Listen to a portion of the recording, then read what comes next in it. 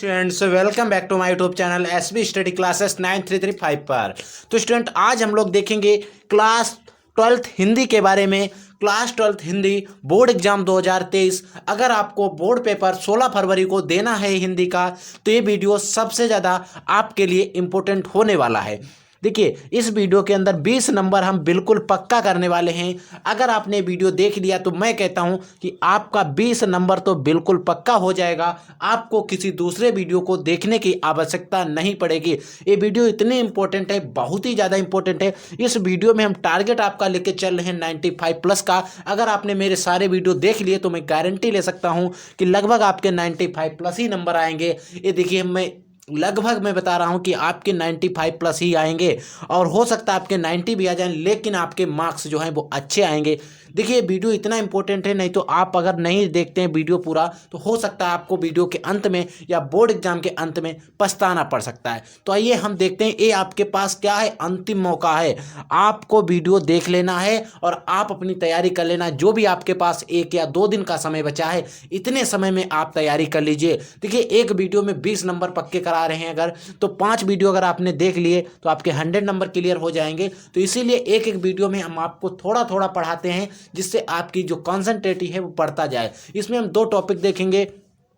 हिंदी के बहुविकल्पी प्रश्न जे भी 10 नंबर के आते हैं, और गद्यांश ए भी 10 नंबर का आता है। हिंदी के दोनों टॉपिक देखेंगे। इसमें लगभग हम दोनों टॉपिक अच्छे से कवर करेंगे। हमने वेरी इंपॉर्टेंट लिए हैं, लेकिन 100% कोई नहीं कह सकता कि बोर्ड एग्जाम में आए ही जाएंगे। लेकिन मैं ये कहता हूं कि महत्वपूर्ण सबसे ज़्यादा है बोर्ड एग्जाम के लिए। तो आइए सबसे पहले हम देखते हैं हिंदी के बहुविकल्पीय प्रश्न। तो स्टूडेंट, पहला प्रश्न है हिंदी के कि हिंदी गद्य साहित्य के जनक कौन माने जाते हैं। हिंदी गद्य जो साहित्य है उसके जनक कौन माने जाते हैं। ये ऐसे क्वेश्चन हैं जो बोर्ड एग्जाम में 100% आपको फंसेंगे। चांस सबसे ज़्यादा हैं इन क्वेश्चंस को फंसने के। देखिए, अगर हिंदी गद्य की बात करी जाए तो हिंदी गद्य के जनक कौन माने जाते हैं, तो भारतेंदु जो हरिश्चंद्र हैं वो हिंदी के जनक माने जाते हैं। ठीक है, इसका तीसरा answer is the right answer. खड़ी बोली गद्य की प्रथम रचना कौन सी है। कवि बचन सुधा है, गोरा बादल की कथा है, ठीक है, या चिदंबरा है, या कामायनी है। अगर हम बात करें खड़ी बोली गद्य की प्रथम रचना कौन सी है, तो वो है आपकी कवि बचन सुधा। ठीक है, नेक्स्ट है तीसरी, नगरी प्रचारिया सभा की स्थापना हुई। जो नगरी प्रचारिणी सभा की स्थापना किस युग में हुई। द्विवेदी युग में हुई, भारतेंदु युग में हुई, या प्रयोगवादी युग में हुई, प्रगतिवादी युग में, या आपके छायावादी युग में हुई थी।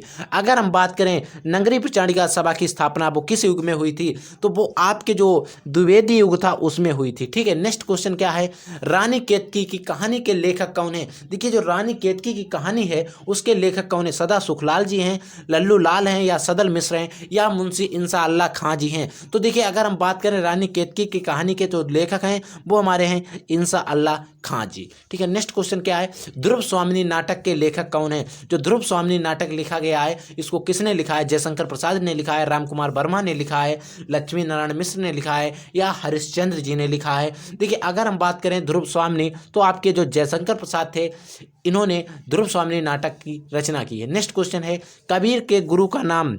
इस पर IMP नहीं, बेरी IMP लगा लीजिए। कबीर के गुरु का क्या नाम था स्टूडेंट। इनके गुरु का नाम था रामानंद। कबीर ने अपने गुरु के रूप में किनको माना था, रामानंद को माना था। नेक्स्ट क्वेश्चन क्या है, तार सप्ताह के संपादक थे। वेरी इंपॉर्टेंट क्वेश्चन, आप इस पर 3 स्टार नहीं 10 बार स्टार लगा लीजिए।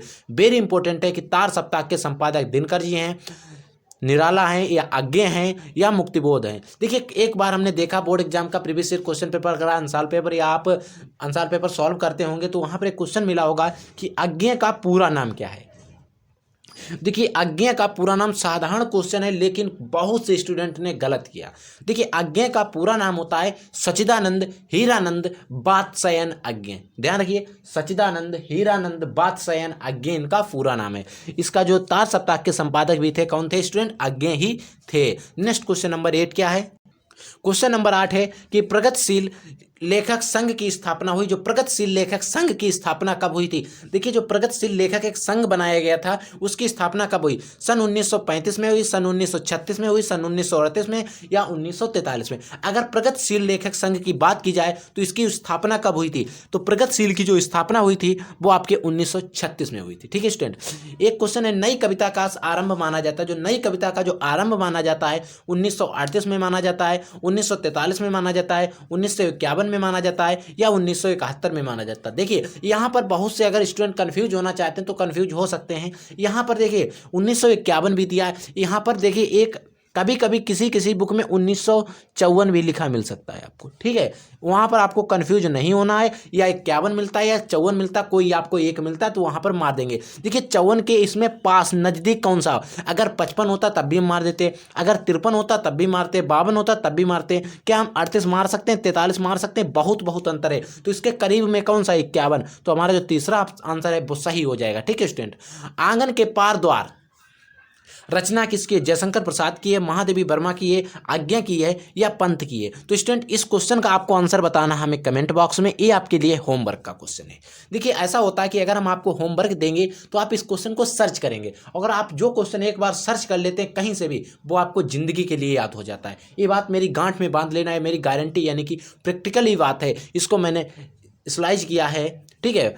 तो आइए नेक्स्ट टॉपिक क्या है, महत्वपूर्ण गद्यांश के बारे में। अब हम लोग देखेंगे महत्वपूर्ण गद्यांश जो आपका आता है 10 नंबर में।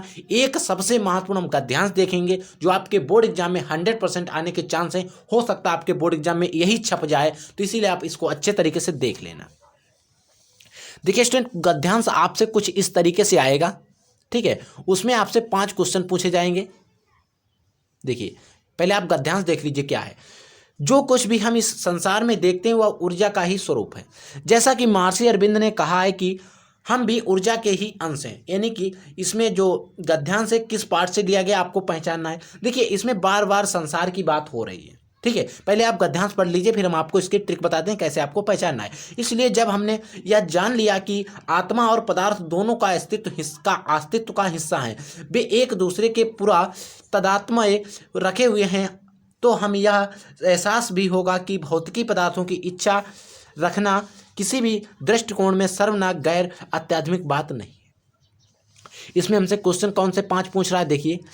गद्यांश का संदर्भ लिखिए, रेखांकित अंश की व्याख्या कीजिए, इस संसार में जो कुछ भी हम देखते हैं वो किसका स्वरूप है, लेखक के अनुसार महर्षि अरविंद ने क्या कहा, गैर आध्यात्मिक बात कौन सी है, ठीक है। तो इसका आंसर हमें कैसे लिखना, तो आइए हम इसका आंसर आपको बताते हैं लिखने का।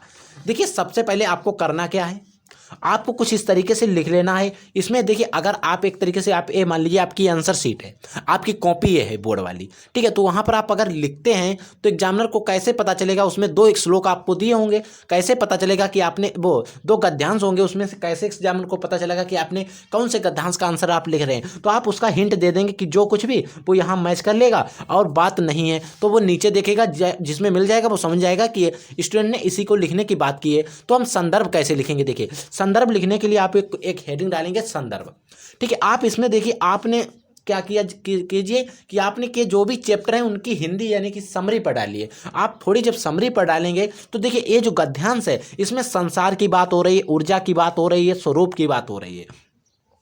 तो ये जो प्रस्तुत गद्यांश हमारी पाठ्य पुस्तक सामान्य हिंदी कक्षा 12 के हम और हमारा आदर्श नामक पाठ से लिया गया है, और इसके जो लेखक हैं वो APJ अब्दुल कलाम जी हैं, ठीक है स्टूडेंट। ये चीज़ आपको ध्यान रखना है, ठीक है। तो इस तरीके से आपको इसका संदर्भ लिखना है। अब बात आती है कि रेखांकित अंश की व्याख्या करिए। देखिए दूसरा क्वेश्चन हमसे पूछ रहा था कि रेखांकित अंश की व्याख्या कीजिए, तो रेखांकित अंश की व्याख्या हमसे किसकी पूछ रहा है, ये चीज़ देखिए आप। हमसे पूछ रहा है कि जो कुछ भी हम देखते हैं वो ऊर्जा का ही अंश है, ठीक है। यहाँ तक ही पूछ रहा है, तो हमने यहाँ तक ही सॉल्व किए। देखिए क्या है, प्रस्तुत गद्यांश के माध्यम से, प्रस्तुत गद्यांश जो है उसके माध्यम से लेखक कहना चाहता है, क्या कहना चाहता है ये आप लिखेंगे हर बात में, हर गद्यांश में आप इतनी बात लिख देंगे। प्रस्तुत गद्यांश के माध्यम से लेखक कहना चाहता है, ठीक है। क्या कहना चाहता है, देखिए जो कुछ भी हम इस संसार में देखते हैं वो ऊर्जा का ही स्रोत है। कोई ज़्यादा आपको उदाहरण चेंज करने की ज़रूरत नहीं है, लिख देना कि हम जो कुछ भी इस संसार में देखते हैं वह ऊर्जा का ही एक स्वरूप है, रूप है। जैसा कि महर्षि अरविंद ने कहा था कि हम सभी मानव भी ऊर्जा का ही एक अंश हैं। आपको इतनी व्याख्या लिख देना है, ठीक है स्टूडेंट। नेक्स्ट क्वेश्चन क्या है, इस संसार में हम जो कुछ भी देखते हैं वो किसका स्वरूप है। तो देखिए यहाँ पर क्वेश्चन में ही दिया होगा आपको, इसमें से जो लास्ट के 3 क्वेश्चन लगभग होंगे वो आपके इसी से क्वेश्चन से रिलेटेड होंगे, आपका जो गद्यांश होगा, ठीक है। तो महर्षि जो यानी कि इस संसार में हम जो कुछ भी देखते हैं वो किसका स्वरूप है, तो यहाँ पर देखिए जो किसका स्वरूप है, ऊर्जा का, वह सब किसका स्वरूप है स्टूडेंट, ऊर्जा का स्वरूप है। तो आप इस तरीके से लिख देंगे आंसर नंबर 3 डाल के, ऊर्जा का रूप है, ठीक है, या स्वरूप है, ठीक है, कुछ भी लिख सकते हैं। नेक्स्ट क्वेश्चन क्या है, चौथा क्वेश्चन हमसे पूछ रहा है, लेखक के अनुसार महर्षि अरविंद ने क्या कहा। लेखक के अनुसार महर्षि अरविंद ने क्या कहा था कि महर्षि अरविंद ने कहा था कि हम भी ऊर्जा के ही अंश है। क्या कहा था कि हम सब ऊर्जा का ही एक अंश है, ऊर्जा के से ही बने हुए ऊर्जा के ही अंश है। नेक्स्ट क्वेश्चन क्या है, गैर आध्यात्मिक बात कौन सी है, लेखक के अनुसार बात करना है। तो देखिए यहाँ पर कहता है लेखक कि भौतिकी पदार्थों की इच्छा रखना किसी दृष्टिकोण से सर्वनाक या गैर आध्यात्मिक बात नहीं है। तो यहाँ पर हम किसकी बात कर रहे हैं, तो भौतिक पदार्थों की इच्छा रखना गैर आध्यात्मिक बात नहीं है। तो आई होप एक क्वेश्चन आपको अच्छे तरीके से समझ में आ गए होंगे। आप हमें कमेंट करके बताइए वीडियो आपको कैसा लगा, आपको किस टॉपिक पर वीडियो चाहिए ये भी हमें कमेंट कीजिए। हम उस टॉपिक को सबसे सरल भाषा में आपको समझाएंगे। तो स्टूडेंट हम आपकी बोर्ड की तैयारी इसी तरीके से इसी चैनल पर अच्छे से कराते रहेंगे, physics chemistry biology Hindi English की, ठीक है। तो आई होप ये वीडियो आपको बहुत अच्छा लगा होगा। वीडियो अगर आपको अच्छा लगा तो वीडियो को लाइक कर देना, चैनल पर नए हैं तो चैनल को भी सब्सक्राइब कर देना। हम मिलेंगे एक नए वीडियो में नए टॉपिक के साथ, तब तक के लिए जय हिंद, वंदे मातरम।